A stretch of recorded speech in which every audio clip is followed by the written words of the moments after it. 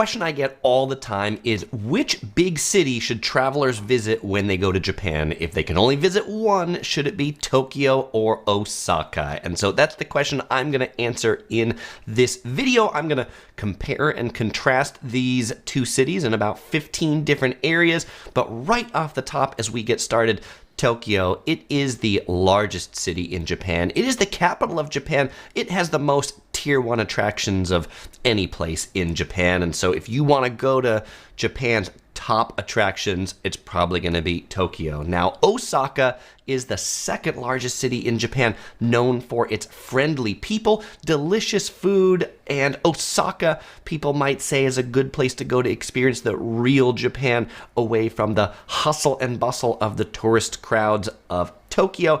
And so many people say Osaka is more laid back as well. And if you kind of want to wrap it up in a nutshell, as an American comparison, Osaka is the Japanese Los Angeles, and Tokyo is the Japanese New York City. All right, so let's roll into the different comparison areas. And so the first area I want to compare these two cities is the location. And so let's go ahead and head over to Google Earth here, and let's start with, where is Tokyo? Tokyo is located right here along Tokyo Bay at the center of the Kanto region. This great plain here in Japan, lots of big flat building room, and the Tokyo region, the greater metropolitan region, the Kanto region, is home to 1/3 of all of the people that live in Japan, live kind of right around here. Now, where is Osaka compared to Tokyo? Osaka is located 250 miles to the west, or 400 kilometers. It's a 2.5-hour ride on the bullet train, or a short, maybe 90-minute flight. Osaka is, I don't want to turn it, I want to zoom out, which is easier said than done. Osaka is the center of what's known as the Kansai region, and the Kansai region is home to places like Kyoto, Kobe, and Nara that we're going to talk through as well. And so when I'm comparing Tokyo to Osaka, I'm also comparing these general regions that you might visit as far as day trips and attractions if you're planning that as your destination. All right, so let's go into the second area to compare these two in, which is the size. And so starting with Tokyo, Tokyo has a population in the city of Tokyo of 14 million people. But if you count the greater Tokyo region, which includes Kanagawa, Saitama, and Chiba Prefecture, then you get 38 million. 38 million people is generally the number that people throw around when they talk about Tokyo. And in the title of this video, I said, which Japanese metropolis should you visit in Japan? They actually categorize Tokyo as its own. It's not a city, a prefecture, a state, that sort of thing. It's actually categorized as a metropolis. That's the actual Japanese translation into English, because it has all these different wards and cities and all these different things that are a part of it. But the size of Tokyo, pretty big. It is 13,000 square kilometers, or 5,000 square miles. It actually includes a whole bunch of islands off the coast of Japan that most visitors don't even visit those islands. Okay, well, now how big is Osaka in comparison? Osaka, the city itself, a lot less people than Tokyo. Osaka has 2.5 million in the city. The prefecture of Osaka has 9 million people, and then the Kansai region, or the Osaka metropolitan area, which includes Kyoto, Nara, Hyogo, Wakayama, and Shiga, has 20 million. So roughly half the size population-wise of the Tokyo region. And then if you look at population density per square kilometer in Tokyo, there are about 6,000 people, and in Osaka, there's about 4,500 people per square kilometer. So still dense, but less dense than Tokyo. All right, let's go into the third comparison area now. And the third area I want to talk through is getting into these two cities. Which one is easier to get into? And by the way, on those first two, I didn't tell you who the clear winner was, but as we go through these different areas, I'm going to tell you who the winner is in each one of these areas, which one's better to get into. And The first thing I want to hit when it comes to getting in is getting into airports in Tokyo. Chances are, you'll be flying into Japan since it is a island nation. You could be taking a cruise, but most people take flights. And starting with Tokyo, Tokyo has two major airports. There is Tokyo Narita and Tokyo Haneda Airport. These are the two most well-known airports in Japan and the two airports that the most people fly into. In particular, Tokyo Narita is the one that has the most international flights from outside of Japan that go into it. It's a bit of a haul from central Tokyo. It's about an hour and a half train ride from Narita into Tokyo. Haneda Airport, which sometimes is known as Tokyo International Airport. This is a picture of Haneda, is closer into the city. It has generally been regarded as Tokyo's domestic airport, although to handle more international traffic, they've opened it up to international flights as well. Haneda is my favorite airport to fly into in Japan because it's a great airport. It also has a lot of great domestic connections if you're connecting domestically, and it's only like 30 minutes into the city instead of an hour and a half. Now, how does that compare to Osaka? Well, Osaka is home to a pretty neat airport too. This is it. This is the Kansai International Airport, code letters KIX. And Kansai International Airport is built atop a man-made island 24 miles away from central Osaka. The travel times to the city range somewhere between 30 minutes to an hour, depending upon whether you take train, bus, taxi. Kansai Airport, as compared to Narita, has more domestic flights too, kind of like Haneda. There's a lot of domestic traffic that goes in there, but you don't find many direct flights from far away that go into Osaka. If a major airport like LAX Airport has 10 flights to Narita, there will be 1 or 2 flights to Osaka. Osaka has a lot of budget carriers that fly into it, so you might find better deals flying into Osaka than you do into Tokyo. Osaka also has a second airport, which focuses more on domestic traffic. That's Itami Airport, and it has 30 domestic destinations from there. So in general, between the two, which one's better to get into? Tokyo is better to get into because it has 2 major international airports, and Haneda is a really good one that has great international connections and domestic connections as well. That's where we flew into on our last trip to Japan. So if you can get a flight to Haneda, definitely do that. All right, let's talk about the city vibe between Tokyo and Osaka, which is a cooler city just to walk around and exist in. And by the way, I'm hitting this all from a traveler's or tourist perspective, what it's like to exist in these cities for a few days or a few weeks. I'm not really talking about what it's like to live there for years, but look, if you're planning to move to one of these places, you could probably do a little bit of extrapolation. Only know that my experience has been traveling and not living in either of these places. I've traveled to both a considerable number of times. So starting with Tokyo, and this is the Ginza district. This is Tokyo's high-end shopping district at night. But in Tokyo, you can really experience a mix of pop culture, geek, high-tech, and history kind of all together. And while Tokyo is probably most well known for its skyscrapers and modernity, is that a word? I'm going to use that as a word. Modernism, maybe. It's also an amazing, clean environment and still does have some historic temples and shrines in the city, although if you want to get to really a lot of historic Japan, you do have to go further outside of metropolitan Tokyo. But Tokyo is really a city of neighborhoods. You've heard the names of many of them, even if you haven't been there. World famous Shibuya, Harajuku, that Gwen Stefani made famous, Akihabara for its maid cafes and pop culture. While I did say Tokyo is home to some of Japan's tier 1 attractions, a lot of the big appeal to going to Tokyo is just wandering. I feel like it's an amazing city to just wander around, find the direction, set out that way, or even walk between attractions. On our last trip, just a couple months ago to Tokyo, We went to Sensoji, which is the main kind of temple or red shrine that you see all the pictures of in Japan, and decided to just walk over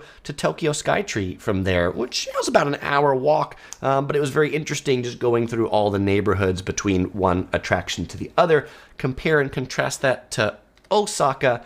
Osaka as a city, I feel like is a little less conducive to just wandering around.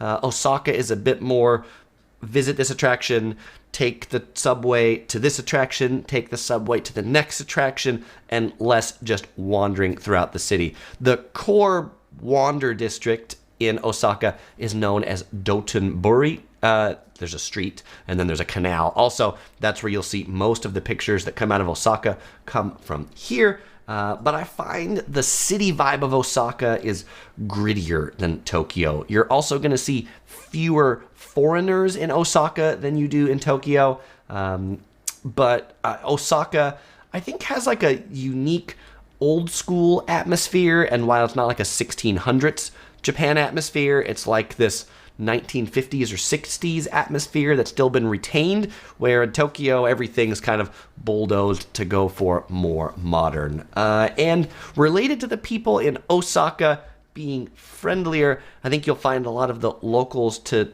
be like a little louder in volume and a little less reserved than they are in Tokyo. And I hear some comments about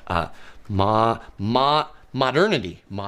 There we go. Thank you for the word modernity. That was the word indeed I was looking for. And Dustin says he just got back from spending a week in Tokyo and 3 weeks in Osaka. That's great, Dustin. Which one did you enjoy better? I am curious. All right, so let's go on. Oh, by the way, so which one wins in city vibe? I'm going to go for Tokyo. I like the Tokyo city vibe because I'm a wanderer and I like to wander. And so I just like, for me, a big part of going to Tokyo is just experiencing it and being there. That was actually the conversation OC Girl and I had about our last trip to Tokyo. We planned a couple days and didn't really plan anything to do. And sort of like a day or two before we're going to get to Tokyo from our trip, we're like, so what are we going to do there? You know? And a big part of it, again, is just existing and seeing. And for us, because we visited a lot of those tier 1 attractions, then it's just, being back in Shibuya again and being back in Harajuku again. All right, Brandon says it's Tokyo 1, Osaka 0. So now it's Tokyo 2, Osaka 0. 1 for airports and 1 for city vibe, if you're counting. All right, so we're in section 5 now. We're on getting around. Which city is it easier to get around? And Tokyo has one of the best urban railways in the world. Pretty much wherever you want to go in Tokyo, there's a train that's going to take you there. But it can be really confusing to navigate. This is a map of the Tokyo subway, and I'm going to make this a little bit bigger here. The Tokyo subway, this map, and you're like, wow, that's a lot of like lines and stations. And what's kind of neat about the subway in Tokyo, the first subway line in Tokyo was built in 1927, the Ginza line that runs through that high-end shopping district. It is the oldest underground train line in East Asia. Well, there's more than just the subway. There's also Japan Railways. Japan Railways is the largest operator of overground trains. Tokyo Metro operates the underground trains. JR operates a lot of the overground trains, and that's their map. But you know what? There are more providers than just the subway and JR. There are actually over 30 companies that operate trains in Japan, and they each have their own map. And if you overlay them all together, it looks something like this. The blog Random Wire did this and said, hey, what does it look like if I took every train line and put it all on the same map? And the answer is it really looks like chaos. You can't make sense. One person can't make sense of it because there are over 130 train lines in Tokyo, 1,000 stations, 2,000 kilometers of track being ridden every day by 40 million people. 40 million people trips per day, and it doesn't get any denser than this. There is one station per every 1.6 square miles. So there's really not much land that's not covered by a train. That's really amazing. But what's the problem? The problem is it's really busy. Everybody takes those trains to go everywhere. And so you've probably heard the stories about the pushers in Tokyo, that the train cars are so busy that they literally employ people to push you into the train. And yes, this is a picture you can see right there of people being pushed in the train because otherwise the doors won't close by the friendly conductors. And so Tokyo, not a great place to be at rush hour. You get packed in like sardines. Not a great place to take your luggage when it's busy because, boy, how are you going to get your suitcase in something like that? Osaka, by comparison, is a much smaller city, and so you can actually put pretty much all the train lines all on one map. Much easier to just get your head around and figure out what line you need to take that goes to where. There are 4 main stations in Osaka that if you're going there, you kind of want to have in your head.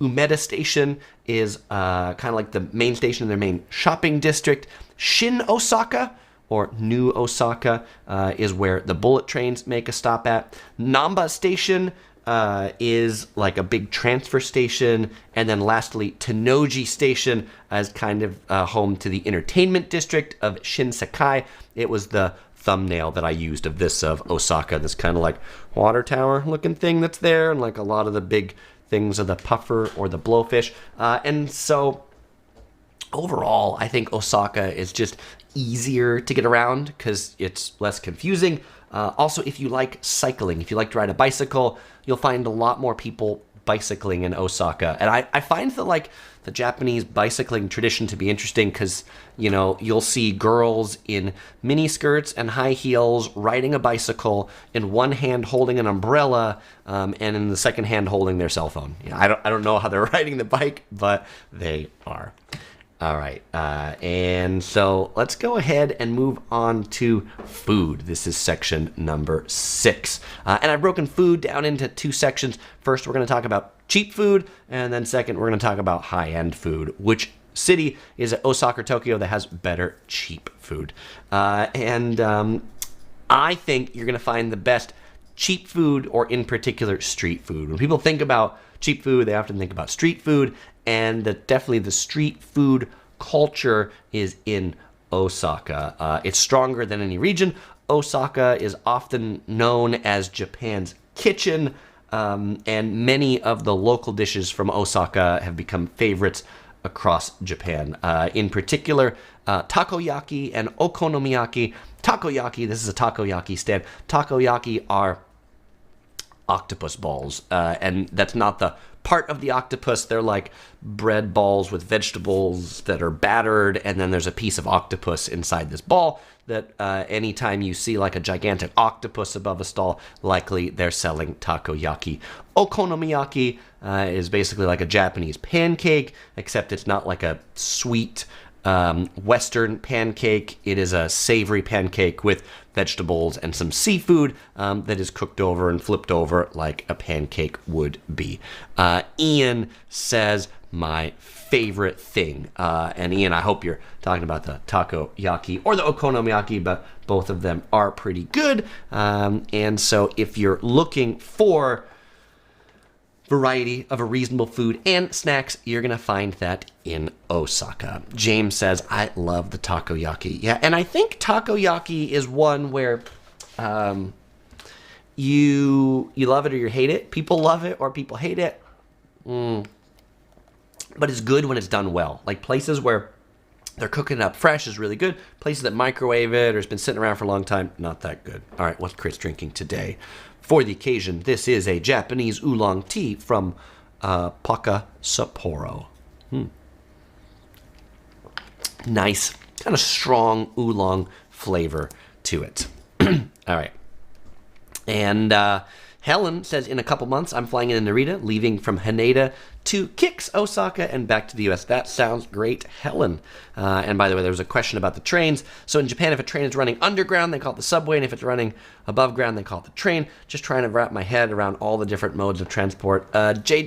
Usually, at least in Tokyo, there are different operators. And so in Tokyo, yes, the underground trains are referred to as the Tokyo Metro. And you buy tickets for the Tokyo Metro that are all of the underground trains. And then the overground trains, they just call trains. So, but most people will refer to the underground trains as the subway. That's what I do, the Tokyo subway. although it's actually not called the subway. But you're like, I'm going to go take the subway. Tokyo Metro. And the weird thing about the Tokyo Metro, and to like wrap your head around it, is that there are actually multiple different companies that operate the different lines of the underground subway. And while they're outside of the city, it might be a Keio train or it might be a Tobu train operated by those companies. And then when it gets into the city center, it changes to become a Tokyo Metro subway train. So you buy one ticket for the subway portion of it and then a different ticket for the other portion of it. Anyway, it's super confusing to buy the tickets, which is where if you just use the IC cards to tap in and tap out, that's what you want to do. You don't want to pay, honestly, any attention to the fares or buy single tickets because it's too hard. And Points Traveler says, do they still have separate carriages for women only? They sure do. In Tokyo, it gets so crazy. Osaka, I think the same. That, on the busy lines, they'll have certain areas where women can ride the train cars just by themselves during rush hour. All right. So let's go ahead and talk about high-end food. Which city, Tokyo or Osaka, has better high-end food? Tokyo. Hands down. Tokyo has the best high-end food. Tokyo is one of the best cities in the world to dine in, with a huge choice of top-notch international cuisine restaurants. Tokyo, some of the things they're really known for are sushi, soba, and tempura. And so actually here we were at, I guess this is tempura or katsu. We were at a kind of a high-end katsu restaurant, which is like a breaded fried food. Little different breading than tempura is. Tempura, it's a lightly breaded and you kind of like dip it into the sauce. But this was our daughter's kids plate at this restaurant, which is that's a pretty nicely presented kids plate of food, I have to say. She's got a little bit of rice there with furikake, a little bit of egg, some sausages, a piece of chicken, a shrimp, some potatoes there in the back, like French fries, and a little bit of a salad. What I also find interesting, if you notice these cups that are back here, these yellow cups that are back here, I find in restaurants around the world, the number one cup we get served when we have our 3-year-old daughter with us are these small kids cups from IKEA. They're like the perfect little plastic cups for kids, and we see them everywhere that we go. So concluding food, the high-end dining, definitely better in Tokyo than Osaka. If you wish to dine at the world's top-class or Michelin-starred restaurants, Tokyo is the better option. Okay, now moving on to number 8. Let's go ahead and talk about cleanliness. Japan as a country is very clean, and both Tokyo and Osaka are both very clean cities, but Tokyo is generally considered to be the cleaner of the two. How do you measure cleaner? I mean, certainly I can tell you as a traveler, just Tokyo appears fresher, crisper, and it's not like you're going to go to Osaka and you see trash on the streets everywhere, but there's a noticeable grime or just urban roof that comes with Osaka. But if we want numbers, the Japan Foundation in 2018 surveyed residents of both cities, and in Tokyo, 82% of the people they surveyed were satisfied with the cleanliness of the city, and in Osaka, 77% of the people were satisfied with the cleanliness. You'll find both to be clean, but Tokyo is definitely the cleaner of the two. All right, let's go ahead and now talk about hotels. Which one has better hotels? Well, I really like hotels, and so where the good hotels are is where Chris goes. And both cities have a great selection of hotels, but Tokyo has a wider range of options, including more luxury hotels. Osaka has about 5,000 hotels total. Tokyo has 10,000 hotels total. Osaka, 500 of them are luxury hotels. In Tokyo, 2,000 of them are luxury hotels. So twice as many total hotels, 4 times as many luxury hotels. So if you're looking for luxury, Tokyo is calling your name. You're going to be paying more money for your hotel in Tokyo, though. The average Tokyo hotel room price per night is about $200 US, if I convert them to US dollars. And in Osaka, it's about $150 US per night. So you'll be saving money going to Osaka, likely getting bigger bang for your buck with a bigger room than you will in Tokyo. Tokyo is famous for the capsule hotels, the ones that were meant for,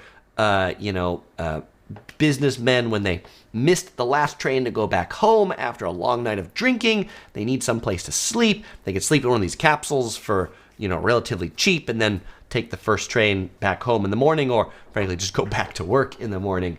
I have not stayed in a capsule hotel because I like my beauty sleep. I'm a light sleeper. I have considered it for doing a video, but then I like my sleep, so I haven't wanted to. I'm sorry, I do a lot of things for y'all, but I haven't wanted yet to sacrifice a good night's sleep just for the sake of video, because then I wouldn't make good videos the next day. Anyway, so if you like high-end hotels, Tokyo is going to be for you. If you like budget accommodations and more bang for your buck, it's going to be Osaka. So I'm going to give the point here to Osaka for hotels. All right. Oh, and by the way, when you're looking at chains, my advice to you on hotels, Western chains, Marriott, Hilton, Hyatt, operate in both cities. But really where you're going to find your better value is in the Japanese chains, like the JR Railways, Hoshino Resorts. There's a lot of good Japanese chains that I'd encourage you to look at before the Western chains, or look at the Western chains and see the prices, and then look at the Japanese ones and realize you're getting way more bang for, like half the price for the Japanese chains as the big Western chains. Boston Elevators does point out, yes, that Tokyo is home to the Tokyo Station Hotel with the rare 5 TOFA rating. I have rated very few hotels 5 TOFAs, but yes, the Tokyo Station one is one that got 5 TOFAs. It's also like a $400 or $500 a night hotel. We stayed there for one night, and you know what? We can't afford that every night, but it was pretty neat to stay right there in the heart of Tokyo. Helen asks if my opinion, do the 3 airports offer good food for travelers with a few hours of transit there? I think Haneda probably has the best food in it. Like Haneda just opened this Haneda airport garden in the international terminal that has like a lot of eateries. Narita has a lot of good eateries too, where you'll find like the food in these airports is generally not on the gate side, like the security side, but like outside of security, which is different than a lot of airports around the world where they put like all the restaurants airside. In Japan, they put a lot of the restaurants on the like ticketing counter side and not past security. So if you do have a long layover, you'll want to go outside and check out some of those amenities. The Average Joe says he stayed in a capsule hotel in Singapore one night without sleep, then changed the hotel. Good plan, Joe. So that validates my perspective.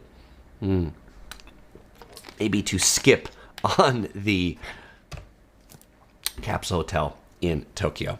All right, let's talk about number 10. Let's talk about the weather. Tokyo and Osaka have pretty similar weather patterns because they're not that far from each other. They're both in kind of flat ground. They're not in the mountains. They're both near the coast. Tokyo tends to be slightly cooler and slightly wetter than Osaka. The average mean temperature in Tokyo is 17.2 Celsius or 63 Fahrenheit. And in Osaka, it is 16.7 Celsius or 62 Fahrenheit. The difference is like half a degree Celsius or 1 degree Fahrenheit. The weather is not a significant factor to make you pick one over the other. Section 11, to talk about these two, is the language. Particularly if English is your primary language, which one is better to get around? And in Japan in general, English is not widely spoken, but where you will find English more spoken than anywhere is in Japan's major cities. And according to a study by the Japan Foundation that we also talked about in Cleanliness, they looked at the rate that people in major cities could carry on a conversation in English. And in Tokyo, that rate is 27% of the people in Tokyo are comfortable carrying on a conversation in English. Compare that to Osaka, where 19% of the people are comfortable carrying on a conversation in English. That's likely due to the fact that Tokyo, being the capital, the international city, has more international businesses, more people catering to foreign visitors. So if English is your primary language, you don't speak any Japanese, it'll be easier to get around in Tokyo. Not to say that it's hard to get around in Osaka either. All the signs and everything you'll find generally in English as well. And they've recently, in Tokyo, they rolled out these cool new ticket machines in the train station that like you can select your language more than just English and Japanese, but also like French and Spanish. And I think they had like 7 different languages you could pick on the machine, which is cool. Now, the other thing to note is if you learned Japanese like in school or something like that, like in high school or in college, you probably learned the dialect that they speak in Tokyo, and in Osaka they speak a different dialect, and so you might have a hard time understanding the people in Osaka because they speak a little bit differently. Points Traveler says, how is the air conditioning in Japanese hotels? Yeah, and this is where it's like, it's hit or miss, I will say. I've found in a lot of Japanese hotels, particularly like the older ones that are out in the countryside, air conditioning not super great or at a warmer level than I would want it to be. That is the like plus point if you like air conditioning, that the Western chains generally do better on the air conditioning. However, if you're staying in a big city, like if you're staying in a big high-rise hotel in Tokyo or Osaka, the air conditioning is probably going to be pretty good in any building that's been built in the last 30 years per se. The ones that like I really worry about are the ones like the vintage hotels, 70s or older, something like that. All right, let's go on to the next section.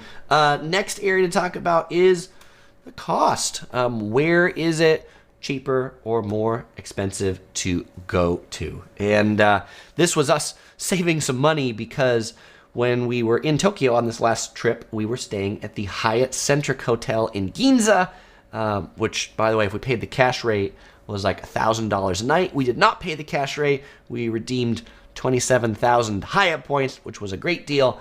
And the breakfast at the hotels, $50, something crazy per morning. And so we went to some of the local Japanese French bakeries in the Ginza department stores and got some pastries to have in the morning for way less than $50 a person. So that's the princess enjoying her morning breakfast from the Japanese department store. But that being said, related to expensive costs, everything costs more in Tokyo. Food, hotels, entertainment, not like double, but if you look at the cost of living indexes, the cost of living index Tokyo compared to Osaka is about 25% more in Tokyo than in Osaka.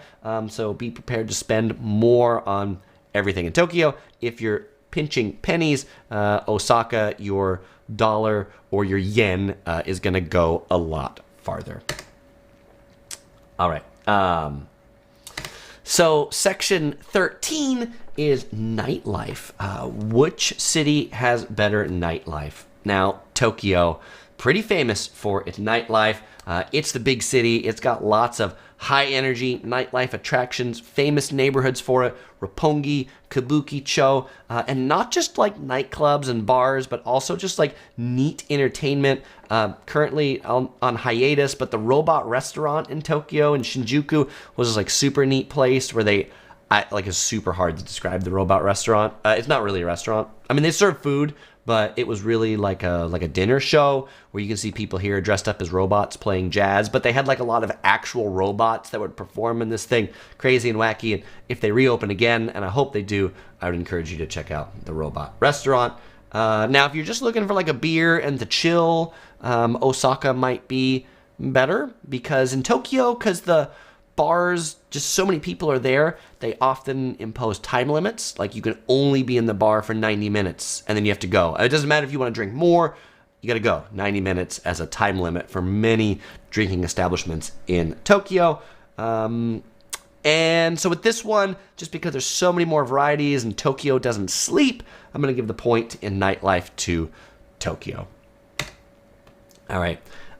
In my last verses that I did about Singapore versus, what did I do my last one on? Singapore versus Hong Kong. I've been going on the live stream for a little bit with the technical difficulty in the middle about like, what am I talking about? On my Singapore versus Hong Kong video. People say, Chris, you didn't talk about safety. So, okay, I've added safety in my list of things I'm going to talk about. Which one is safer? Is Tokyo safer or is Osaka safer? And according to a study done by the Economist Intelligence Unit, they ranked safety of cities. Tokyo ranked first out of every big city in the world. Tokyo, according to this study, was the safest of all big cities anywhere in the world. Osaka ranked third among the big cities. So they're both pretty good. Now, what crime are you going to experience in these places? Petty theft, pickpocketing, and scams. You know, like a lot of scams happen in the bars, people who are drunk, they overcharge you, that sort of thing. You're not going to end up, you know, with really violent crimes. You're going to end up with these crimes that, again, you lose your stuff or you lose your money, likely not losing your life. But when we talk about how safe are these places?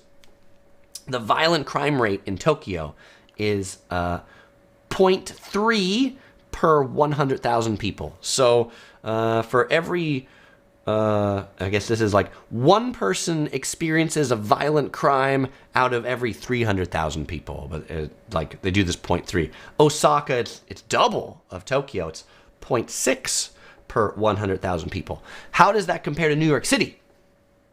In New York City, they don't measure it per 100,000 people. They measure it per 1,000 people. So in New York City, the violent crime rate is 6.2 per 1,000 residents. So in New York City, per 1,000 residents, 6 of them are going to experience a violent crime. If we like bring that into this 100,000 number, 620 New York City residents are going to experience a violent crime per 100,000 residents. Compare that to Tokyo, which was 0.3. Compare that to Osaka, which was 0.6. They're both very safe. PW says, no, Matt, you know, not a lot of mass shootings. Because we're not going to get into the whole gun control politics and all those sort of things. But yeah, I mean, you know, stabbings maybe, right? Because there's knives, but not a lot of guns around Japan. J. Dot says, yes, I heard the Robot Restaurant is factory opening. That is super exciting news. Thank you for that, J. Dot. All right. Going down to our last couple areas to look at, number 15 here is things to do. Which city has better things to do? And I gave this away a little bit in the beginning, but Tokyo has more Tier 1 attractions than Osaka does. Tokyo Skytree, like this really neat observatory, this really tall building that's up there, but it has other neat observatories. Tokyo Tower, which is the Eiffel Tower replica that I used in the thumbnail of this video. Shibuya Sky, which is a really neat open-air observatory above Shibuya Scramble Crossing, which is the busiest pedestrian intersection in the world. Sensoji Temple is the big red temple that you see all the pictures of. And then the famous neighborhoods of Harajuku, Akihabara, Nakano Broadway. Not a neighborhood, but if you're looking for like manga, anime, collectibles, Nakano Broadway is the place to go. It's like a shopping mall, all just with sort of like nerdy Japanese pop culture stuff. Tokyo has 2 Disneylands, Tokyo Disneyland and Tokyo Disney Sea. Tokyo Disney Sea is my favorite Disney theme park anywhere in the world. You really never run out of stuff to do in Tokyo.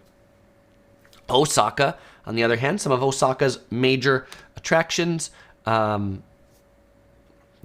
not Osaka. All right. So we'll come back to that. Osaka's major attractions, Dotonbori for the neon lights that I showed you earlier. Osaka has a neat castle. Also, Osaka has a really neat aquarium, the Kaiyukan Aquarium. I think it's the best aquarium in Japan there in Osaka. And their theme park in Osaka is Universal Studios Japan that had the first Super Nintendo World. Now they've opened one in Los Angeles too. All right. So now Andy says Kyoko. I think they're supposed to say Kyoto has lots to do.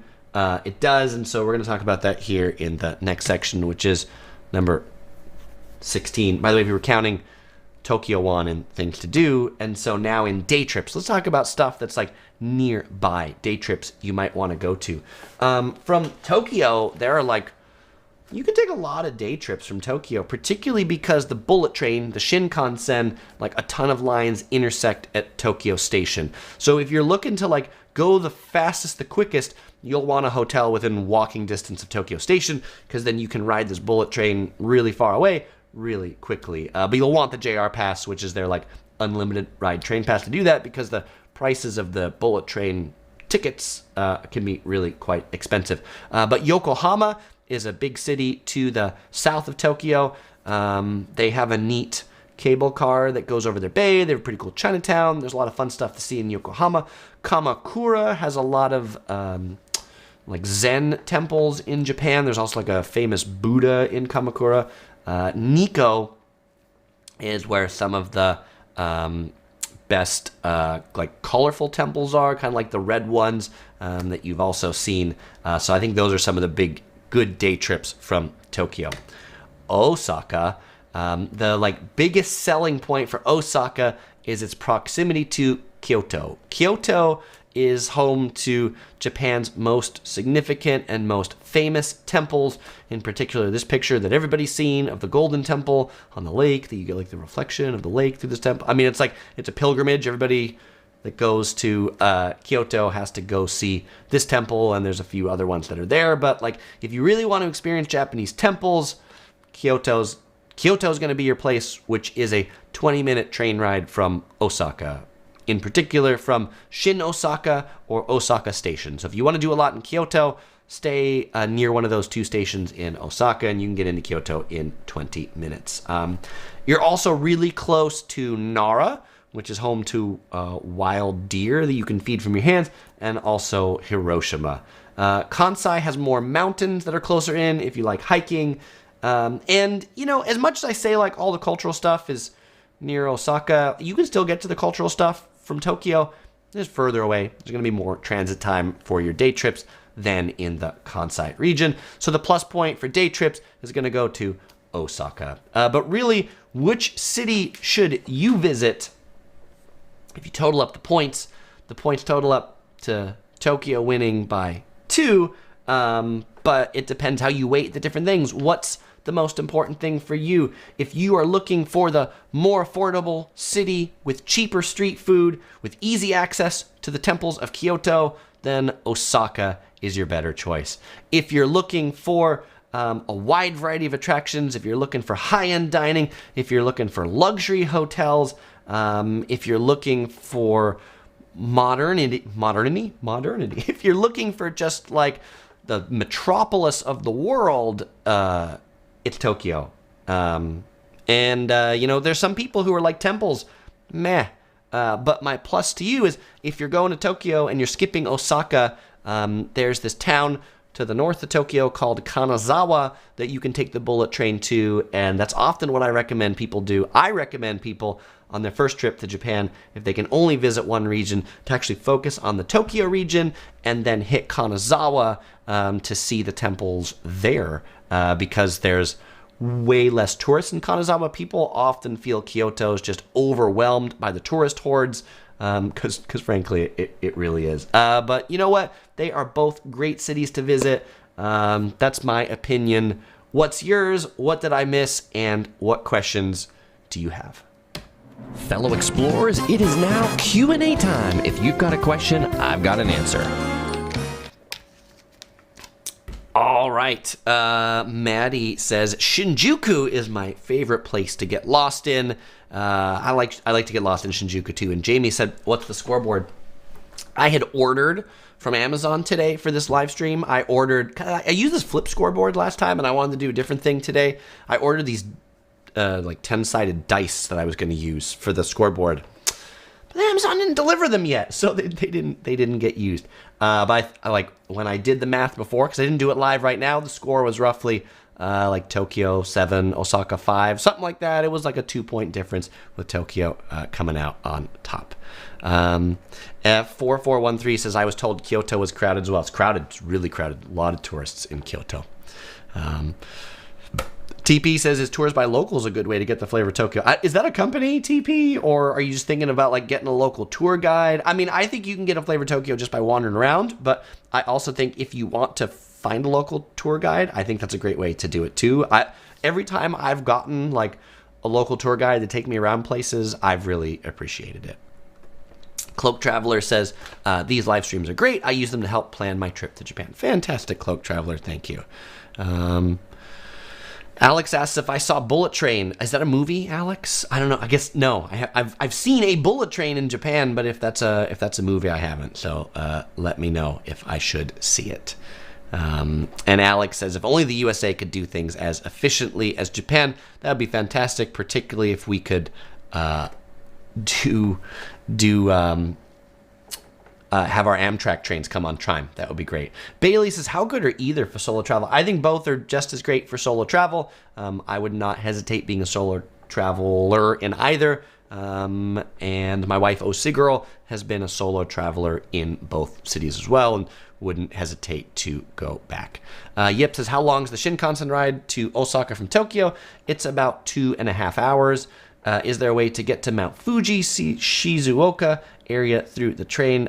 There are trains that run to Mount Fuji. I will tell you, though, on this last trip to Japan, we rented a car to get around Fuji because the Fuji Five Lakes area is not well served by train. And so that's a good region to go ahead and drive through. And Shizuoka, same thing. You can get there by train, but that's another good driving area. All right, Andy says, is Hakone a good day trip? Hakone is a great day trip. Hakone is one of my favorite day trips from Tokyo. Hakone is a famous mountainous hot spring area near Mount Fuji. And kind of the big thing in Hakone is what they call the Hakone Circle Trip, where you take a like cogwheel railway, because it's really steep, it goes up this mountain, and then you take a ropeway, and then you take that to a boat, and that then takes you back. So that's what you want to do. And actually, I have a video on Hakone. If you haven't seen it yet, just search for Hakone Yellow Productions, and you will find it. Rebecca says, what do you do for internet on your phone? Do you just rely on Wi-Fi, or do you have a good international plan? Rebecca, I have T-Mobile as my provider, which provides unlimited international data at like slow speeds, which is okay for me if I'm just by myself. OC Girl has Verizon, and so she doesn't get unlimited international data. We also went with our daughter on this last trip, and she likes to watch a lot of YouTube Kids, Cocomelon, that sort of stuff. And so for this trip, we rented a Wi-Fi router. There are a ton of companies that rent these. Sometimes they call it pocket Wi-Fi, but it's like a little battery-operated Wi-Fi access point that has a cell phone 5G SIM card in it. It doesn't have a phone number, like you don't make calls with it, but you can connect all your devices to it via Wi-Fi. And we got it this time from Ninja Wi-Fi. We got like the 10 gigabyte a day plan that worked out to be like $7 or $10 a day. I mean, I think it was pretty inexpensive for what it was, and we really got a lot of good use out of it. Most people don't need to get the 10 gigabyte a day plan. I spend a lot of time with videos and all that stuff, and so that's why we got the massive thing. J Dot says, I think eSIM is a good way to go, and Points Traveler says, have you used an eSIM card instead of a SIM card?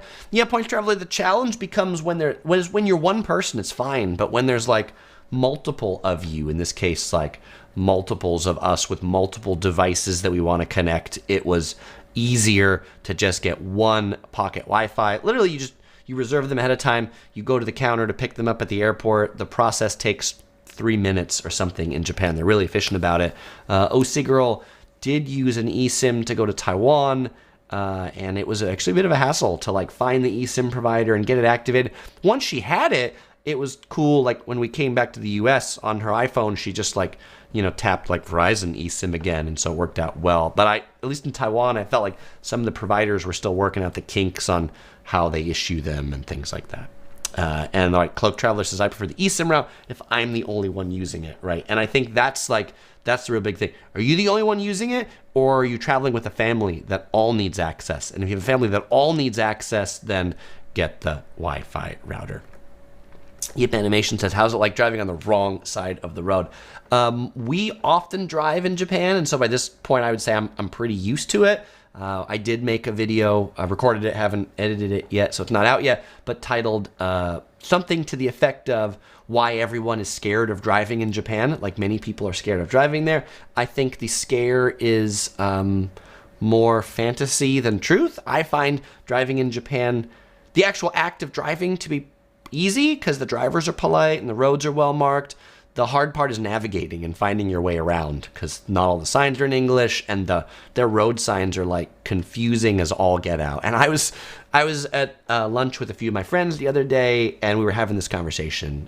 And one of my friends had been to Japan. He drives a lot in Japan too. And we were talking to a friend of ours who's considering driving in Japan, and pulled up one of these road signs. So like, I don't have handy. Maybe I can pull it up real quick like this.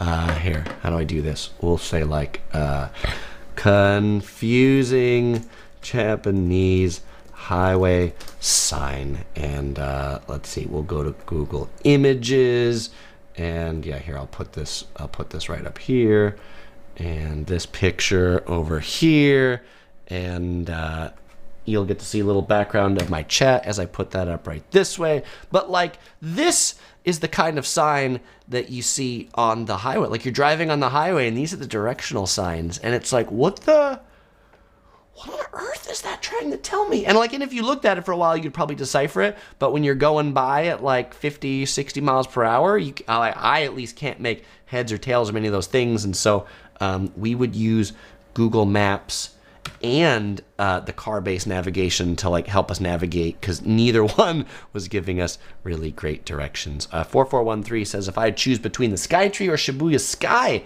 which one would I pick? I would pick Shibuya Sky, just because the fact that it's outdoors and open air is pretty neat, provided it's like a good weather day. ST says, does it recommend the travel to Tokyo in December? December is a great month, I think. The months I would avoid Tokyo are summer. Like, I would avoid Tokyo from June to August because it's super hot and humid. I like December. I like the winter in Japan. Yes, it's the time you've been waiting for. It's time for the giveaway.